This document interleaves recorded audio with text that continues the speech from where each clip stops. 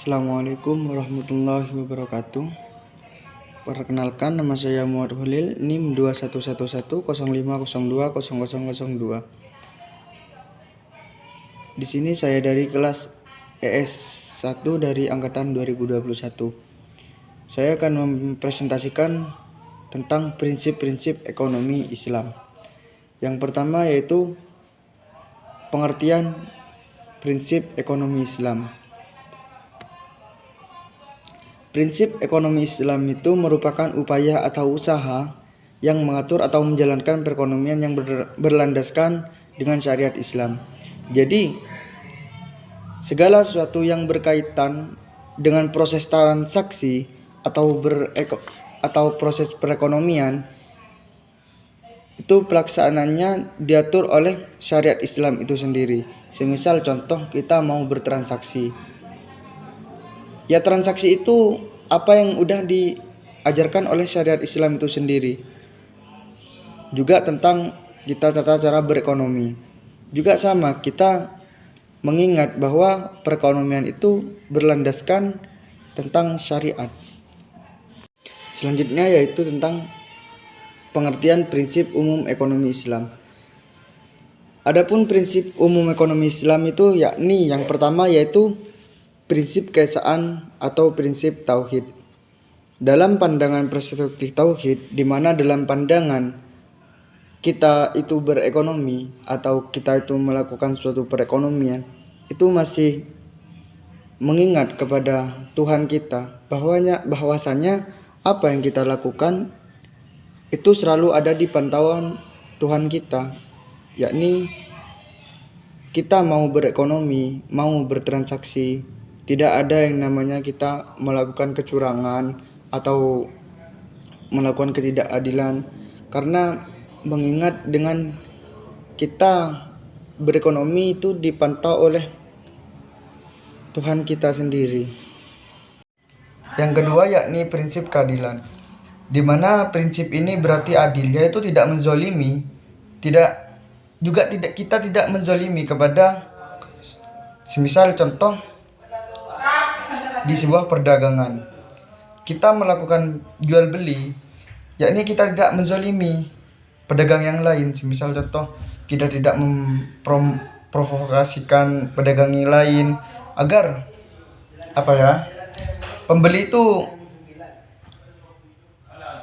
beralih kepada dagangan kita itu sendiri. Itu di sini tidak boleh, karena mengingat dengan prinsip keadilan. Selanjutnya yang ketiga itu prinsip kenabian. Dalam prinsip kenabian, di mana yang tercermin dalam karakteristik Rasul, meliputi 4 karakter, yaitu yang pertama jujur. Jadi ditarik dalam pembahasan ekonomi Islam, segala kegiatan ekonomi kita, segala kegiatan transaksi kita, segala kegiatan apa yang mencakup tentang ekonomi itu harus berlandaskan jujur, karena suatu perekonomian kalau kita melakukan dengan jujur, maka kita akan mencapai suatu kesuksesan itu sendiri. Yang kedua yaitu amanah, bertanggung jawab. Jadi jika dalam bidang ekonomi atau dalam melakukan bisnis, melakukan perekonomian, harus dilandaskan dengan rasa tanggung jawab dan dapat dipercaya. Yang ketiga yaitu fatona. Fatona itu yaitu kecerdasan dan kebijakan dalam kita itu berekonomi. Jadi dalam ekonomi Islam itu pelaku ekonomi harus memiliki pengetahuan luas, harus memiliki suatu pengetahuan bagaimana kita harus melakukan ekonomi, suatu perekonomian, agar apa yang kita lakukan itu yaitu kita mencapai dengan keinginan kita itu sendiri. Yang keempat yaitu tabligh. Tabligh itu keterbukaan komunikasi pemasaran. Jadi dalam ekonomi Islam itu pelaku bisnis diharapkan berkomunikatif dengan orang lain dan mampu melakukan aktivitas ekonomi dengan jujur sesuai dengan syariat Islam. Yang keempat yaitu prinsip pemerintahan. Jadi Peran pemerintah dalam ekonomi Islam juga penting dalam kegiatan perekonomian agar berjalan dengan baik tanpa bertolak belakang. Jadi semisal kayak sekarang bahwasanya pemerintah itu juga mengatur perekonomian yang ada di Indonesia itu sendiri. Jadi kalau semisal perekonomian itu tidak diatur oleh pemerintahan, ya juga akan manusia itu akan sembarangan menaruh harga gitu. Jadinya akan terjadinya kekacauan dalam ekonomi di Indonesia itu sendiri. Yang kelima yaitu prinsip hasil, di mana dijelaskan oleh Imam Al-Ghazali mengatakan bahwa motif para pelaku ekonomi yaitu guna mendapat profit atau laba. Dalam agama Islam boleh mengambil keuntungan atau profit, tidak boleh berlebih-lebihan dan tidak merugikan orang lain. Nah, boleh kita itu semisal kita memiliki suatu usaha, boleh kita itu melakukan boleh kita itu mengambil profit atau laba itu dengan harga yang tinggi, tetapi kualitas yang kita jual atau produk yang kita miliki itu juga berkualitas bagus, sehingga tidak ada kerugian antara penjual dan pembeli itu sendiri. Yang ketiga yaitu yang selanjutnya yaitu C, prinsip ekonomi dalam Al-Quran menurut Ibnu Katsir. Menurut Ibnu Katsir itu sendiri terdapat 4 prinsip dalam Al-Quran, yaitu prinsip halal. Yang pertama itu prinsip halal yang terdapat di dalam surat An-Nisa ayat 29, di mana yaitu Bismillahirrahmanirrahim, ya ayyuhalladzina amanu la ta'kulu amwalakum bainakum bil batili illa an takuna tijaratan an taradim minkum wa la taqtulu anfusakum innallaha kana bikum rahima. Yang artinya itu, hai orang-orang yang beriman, janganlah kamu saling memakan harta samamu dengan jalan yang batil, kecuali dengan jalan perniagaan yang berlaku dengan suka sama suka di antara kamu, dan janganlah kamu membunuh dirimu, sungguhnya Allah adalah Maha Penyayang kepadamu. Nah, karena segala bentuk kegiatan atau segala hal yang dilarang dalam Islam hukumnya yakni haram, begitupun pula dalam perekonomian, di mana kita berekonomi itu agar kita tidak terjatuh, tidak boleh melakukan perekonomian secara haram, seperti kita melakukan suatu transaksi barang yang haram seperti narkoba, itu tidak boleh jelaskan, atau transaksi barang yang tidak jelas hukum, tidak jelas asalnya, kita bertransaksi tahu-taunya barang itu hasil curian, yaitu tidak boleh. Sudah jelaskan tadi di surat An-Nisa ayat 29 itu. Yang kedua yaitu prinsip pemerataan, terdapat dalam surat Al-Hasr yang bunyinya Bismillahirrahmanirrahim, afa Allahu ala rasulihi min ahlil Qur'an min ahlil qura falillahi walir rasuli walil qurba wal yatama wal masakin wa ibnis sabil kaila yakuna dulatan bainal aghniya minkum wa ma atakumur rasul fahuduhu wa ma nahakum anhu fantahu wattaqullaha innallaha syadidul iqab.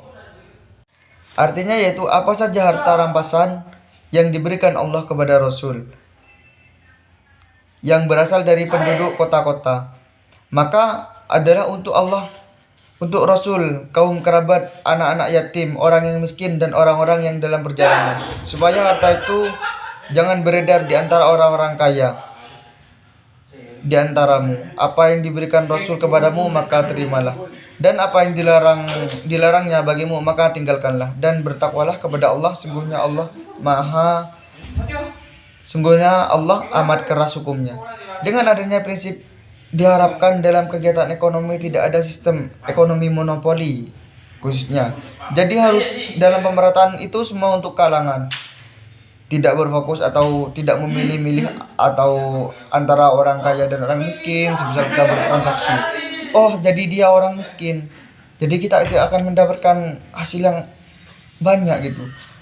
Oh, dia orang kaya, maka kita jika berekonomi dengan itu maka kita akan mendapat untung yang banyak. Itu tidak boleh, karena kita harus rata, atau itu yang kaya entah itu yang miskin. Selanjutnya yaitu prinsip kemakmuran yang berkeadilan, terdapat dalam surat Al-Maidah ayat 8. Artinya di sini bismillahirrahmanirrahim. Ya ayyuhalladzina amanu kunu qawwamina lillahi syuhada'a bil qist wala yajri mankum syananu qaumin ala ta'dilu i'dilu huwa aqrabu littaqwa wattaqullaha innallaha khabirum bima ta'malun. Yang artinya, hai orang-orang yang beriman, hendaklah kamu jadi orang-orang yang selalu menegakkan kebenaran, karena Allah menjadi saksi dan adil. Dan janganlah sekali-kali kebencianmu terhadap sesuatu kaum mendorong kamu untuk berlaku tidak adil. Berlaku adillah, karena adil itu lebih dekat kepada takwa. Dan bertakwalah kepada Allah, sungguhnya Allah mengetahui apa yang kamu dikerjakan. Dalam prinsip ini diharapkan dalam seluruh ekonomi itu harus berlaku adil. Karena dalam ekonomi Islam menentukan suatu keutamaan terwujudnya atau terciptanya rasa keadilan sosial, bisa merata bagi seluruh masyarakat, tidak hanya menekan kelompok tertentu saja. Jadi apa yang kita lakukan, apa yang kita kerjakan dalam perekonomian itu harus adil, tidak membeda-bedakan, harus adil. Apa yang setidaknya harus kita kerjakan di ekonomi itu sendiri. Selanjutnya yaitu prinsip tidak saling menzalimi, dan yang terdapat dalam surat Al-Baqarah ayat 279, yang bacanya yaitu bismillahirrahmanirrahim. Fa illam taf'alu fa'danu biharbin minallahi wa rasulih wa in tubtum falakum ru'us amwalikum la tadlimuna wa la tudlamun. Artinya, maka jika kamu tidak meninggalkan sisa-sisa riba, maka ketahuilah bahwa Allah dan Rasulnya akan memerangimu. Dan jika kamu bertaubat, maka bagimu pokok hartamu. Kamu tidak menganiaya dan tidak pula dianiaya.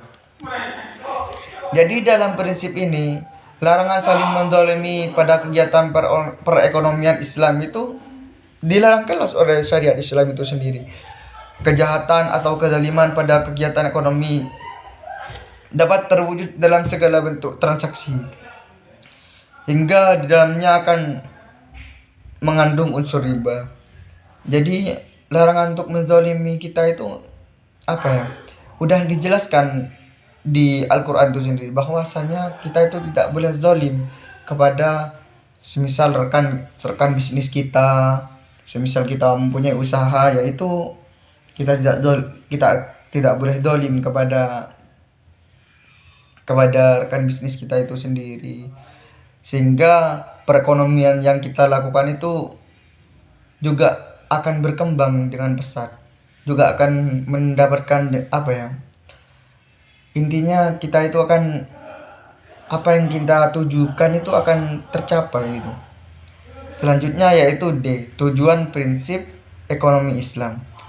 Tujuan dibentuknya prinsip ekonomi Islam yaitu agar perilaku manusia dalam memenuhi kebutuhan hidup tetap berada di jalan Allah dan memperoleh kedamaian dan kesejahteraan di dunia maupun di akhirat. Jadi tujuan dibentuknya prinsip Islam itu sendiri agar apa yang kita lakukan di dalam ekonomi, apa yang kita lakukan di dalam bertransaksi atau kita perekonomian itu sendiri, itu masih dilandaskan dengan syariat, masih dilandaskan dengan kita itu masih mengingat bahwasanya ekonomi yang kita kerjakan itu bermanfaat di dunia maupun di akhirat.